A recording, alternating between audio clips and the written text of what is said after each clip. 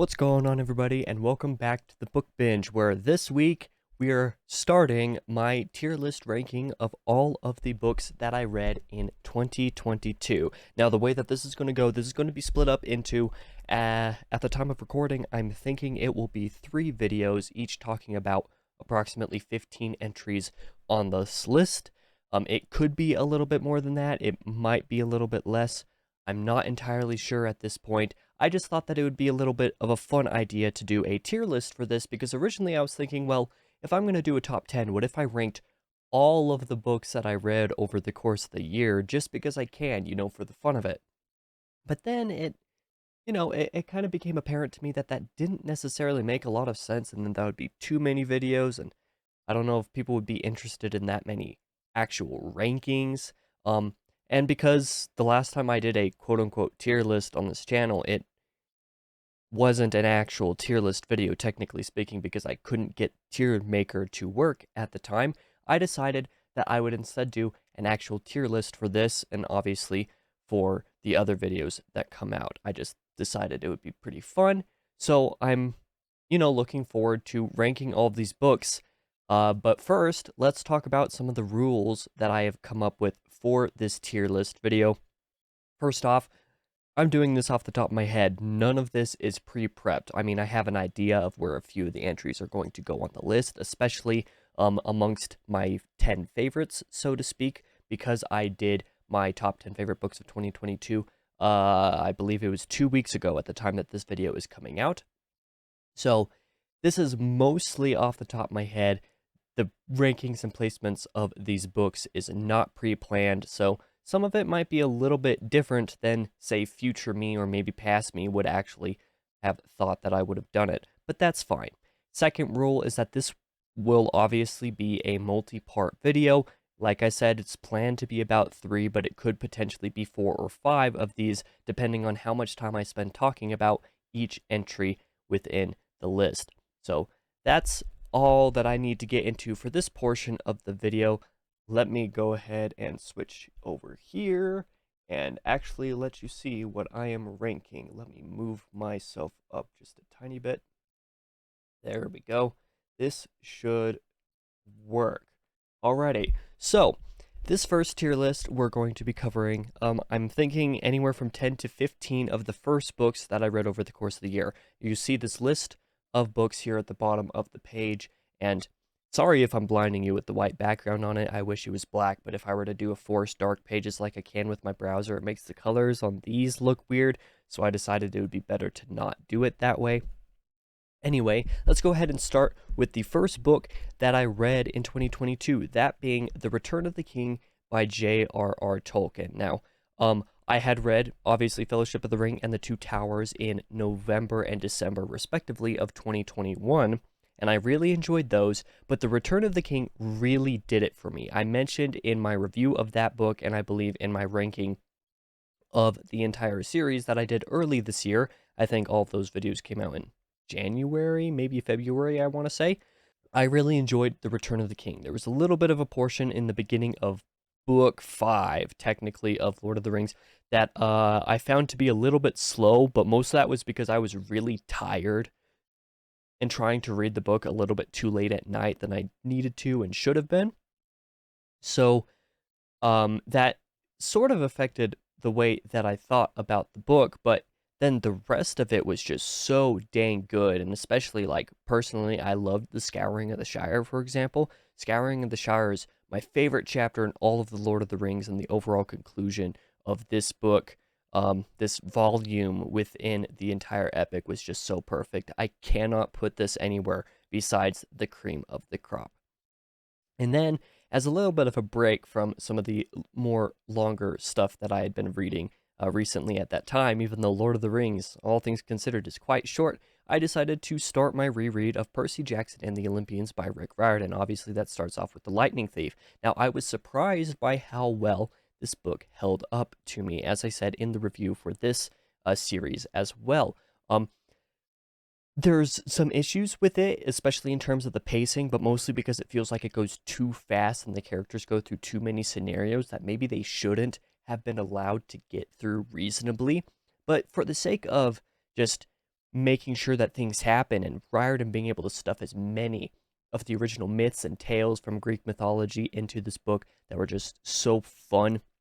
And the way that it all wrapped up, frankly, was really good. Plus, Percy's being revealed who his Olympian parent was in chapter, I want to say 8, it might have been 10 of the book. Goosebumps. Like, it was one of the only times that I got legit goosebumps while reading a book because I knew it was coming. And the amount of foreshadowing in this book is actually absurdly good. And because of that, I'm also going to put it in the cream of the crop just for how well of an introduction it is into the series, but it's obviously nowhere near touching anything like Lord of the Rings. Or actually, I'm going to put it at the very top of very dang good because it is pretty dang good, but it's not necessarily like absurdly amazing the way that the cream of the crop maybe would be considered. And then, of course, I read The Sea of Monsters immediately after finishing The Lightning Thief. And I'm a little bit more mixed around Sea of Monsters, actually. I think it is by far the weakest of the entire series.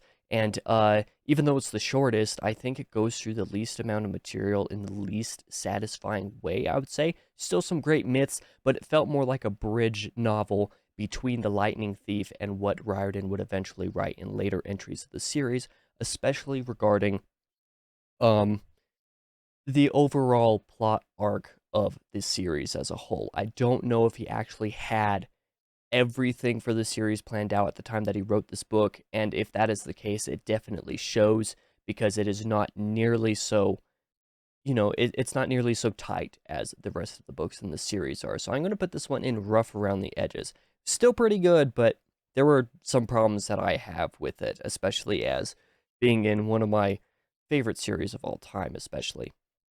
After Sea of Monsters, I read The Gunslinger. So, I really enjoyed The Gunslinger on my first time reading it, actually. I found a lot of people to be mostly mixed on this entry because it's really like a prologue to the entire series, which it very much seems even more like that reading it again after the entire series, which we'll get into later.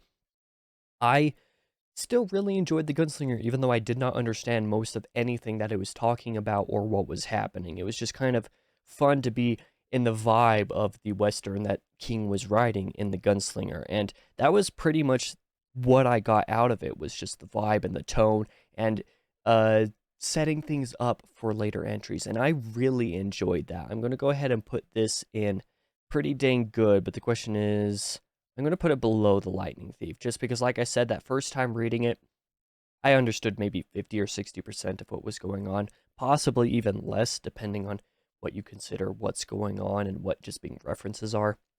Like, yeah, it was pretty crazy. So then, I'm pretty sure the last book that I read in January was The Andromeda Strain.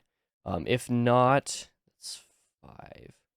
I actually think Titan's Curse I read in January as well, but that doesn't matter. I read The Andromeda Strain after The Gunslinger, and being my first, it wasn't actually my first Michael Crichton book. I had read Jurassic Park and The Lost World several years ago, but I remember very little about those except that I really enjoyed both of them.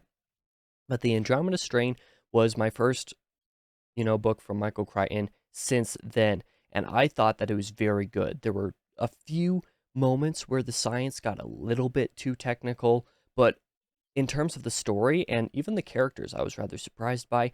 I really enjoyed the Andromeda Strain. It wasn't anything that disappointed me in any way, and in fact, the concept was very good, and the book overall being ostensibly a true story, framed as if it was a true story. It wasn't, but you could easily, well, maybe not easily, but you could, if in the right frame of mind and circumstances, possibly believe that it was a true story. And it was a testament to how well Crichton wrote it, especially as his first published novel. I really enjoyed the Andromeda Strain.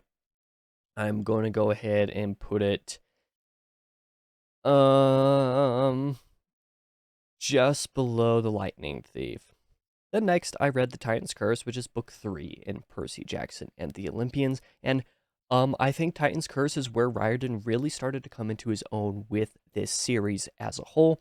Obviously, like I said, The Sea of Monsters felt way rough compared to most of the others.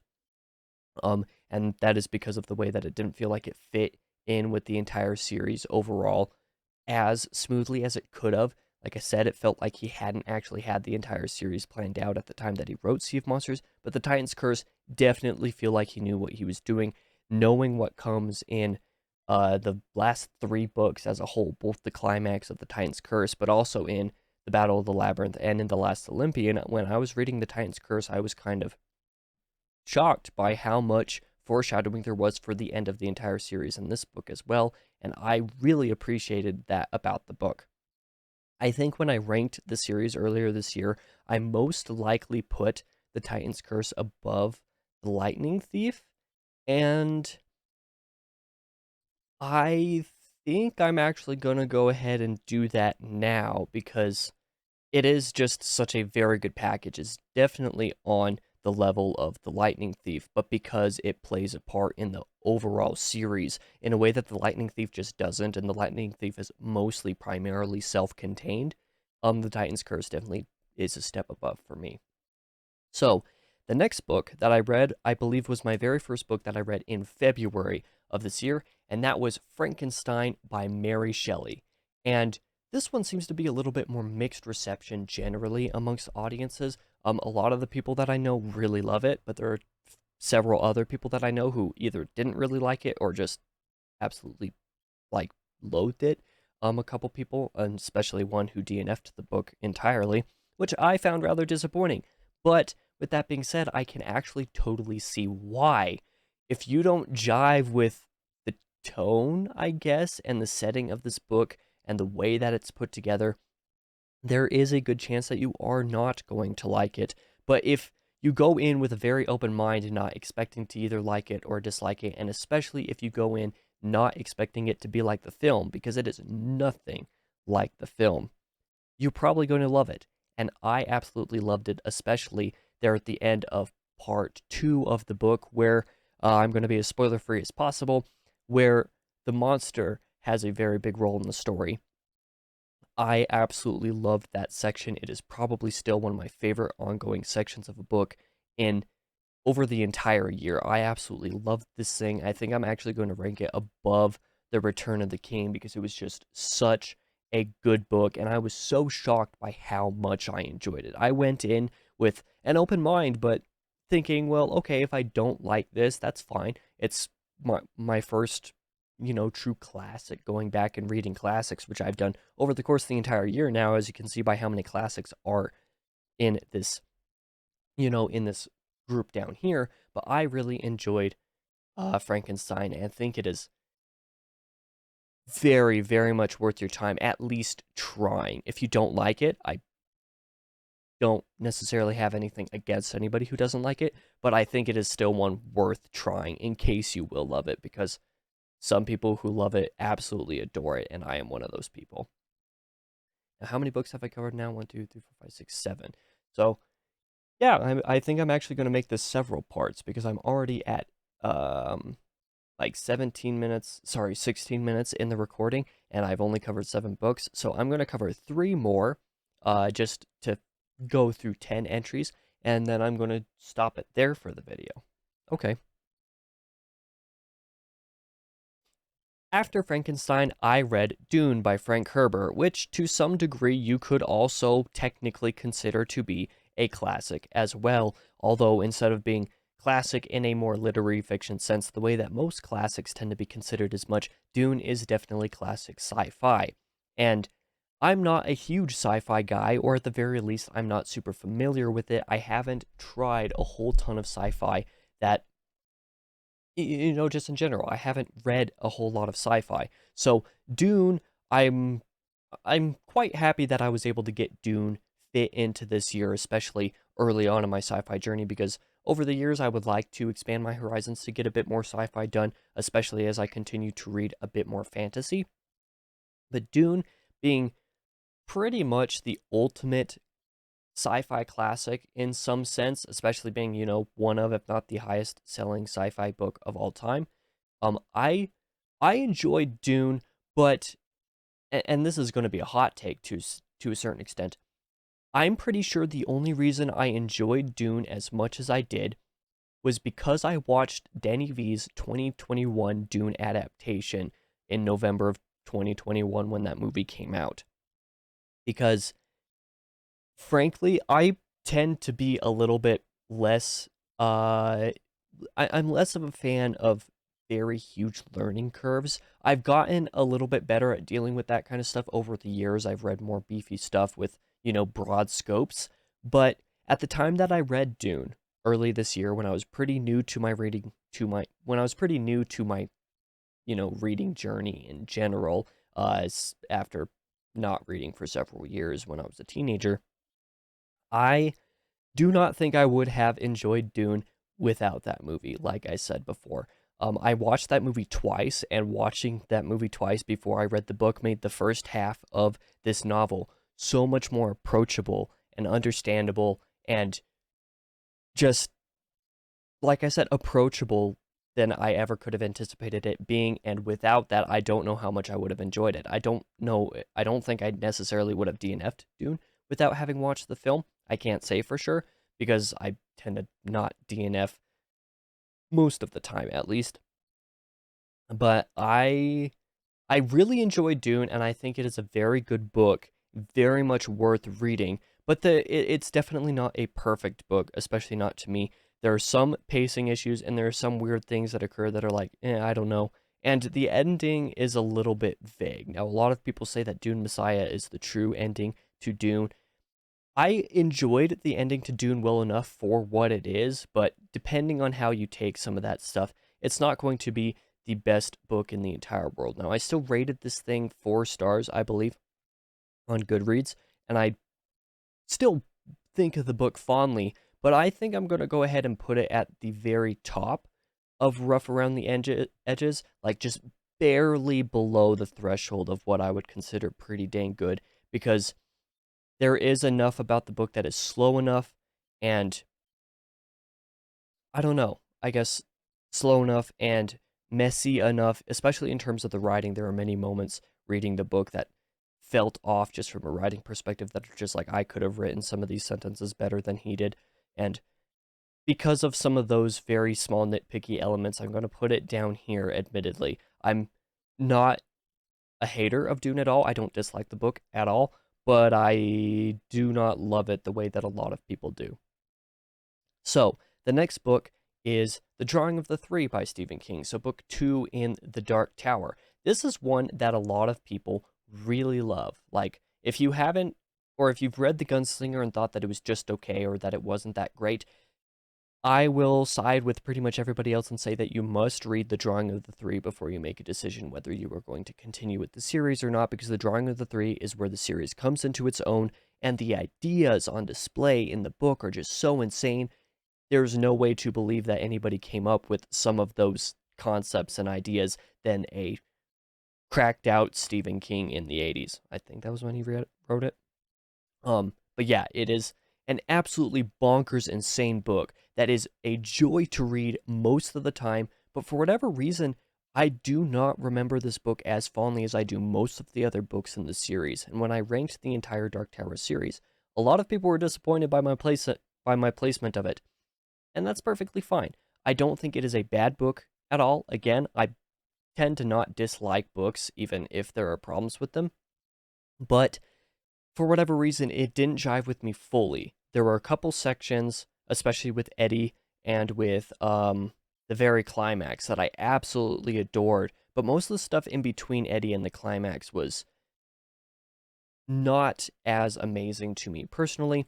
And for that reason, I'm going to put it at the very bottom of pretty dang good, just below The Gunslinger. And then, I believe that was what I read in February, were just those 3 books. So the very first book that I read in March, and this is going to be the last book that we talk about in this list for today, is Brave New World by Aldous Huxley. Now, I'm not going to talk too much in detail about this one the way that some others might be inclined to do, solely for political reasons, and I don't want my comment to be a heap of garbage. But to me, having read most of 1984 and knowing the legacy of 1984, and also having read Fahrenheit 451 in high school, this is kind of like the trio of dystopian futures amongst fiction, especially for, books that tend to be required for high schoolers to read and whatnot. And while I really enjoy Fahrenheit 451, or at least remember it very fondly, and didn't dislike 1984, but a lot of those ideas are very important, and a lot of people like to call the world that we are living in a somewhat Orwellian world. After reading Brave New World, I would argue that it is far, far more Huxleyan than it is Orwellian by a very, very large stretch. And that is because of several of the ideas that are, brought forth in this book, especially amongst, like growing babies, especially, and drugging people out of their minds to forget anything and everything in existence except for pleasure. Essentially, this book is about hedonism to a very large degree, a hedonism that is, in my view, started to plague the modern world. And there's other ideas that are brought forth as well in the book that I think are very important. I will say I did not enjoy reading this book pretty much at all. It's a short one and brief one, and I'm not a fan of the writing, but the ideas are so important. I'm going to put this at the very bottom of rough around the edges because I do not like the book a lot, but it is so important and made me think so much about the ramifications of the ideas, especially in a world that has started to delve into a lot of those in ways that are highly uncomfortable, that I cannot say that it is not a book that people should read, because everybody should read it and think critically about it because of those ideas. But as a book for an enjoyment factor, I did not enjoy Brave New World a whole lot. And with a couple of those controversial picks down at the very bottom of this list, that is all that I'm going to talk about today because this video is running a little bit longer. I figured that I would talk about these books a little bit longer than I was thinking originally, so instead of being 3 parts, there is a good chance that this tier list series is 4 or even 5 parts. But this is the end of part 1. There we go. Sorry. I'm going to go ahead and call the video here. I enjoyed pretty much everything that I read this year, and this is only a small taste of what you're going to see on the tier list. I cannot wait to talk about the next tier list, which I believe the next part of this will come out in next Thursday, actually. Next week will be part 2 of this tier list ranking. So I hope you are open to coming back and joining me for the next part of that as I continue to rank all of the books that I read in 2022. Thank you guys for watching. I'll be back again on Tuesday with another review as normal, but I'll be back on Thursday for part 2 of this tier list as well.